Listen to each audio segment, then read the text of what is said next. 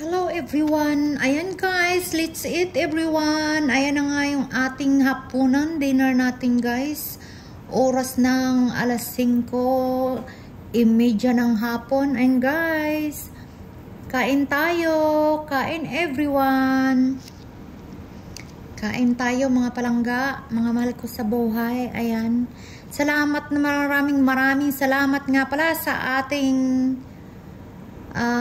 18k follower. Thank you so much guys sa malaking tulong na 18k followers. Ayan nga, thank you so much everyone. Thank you.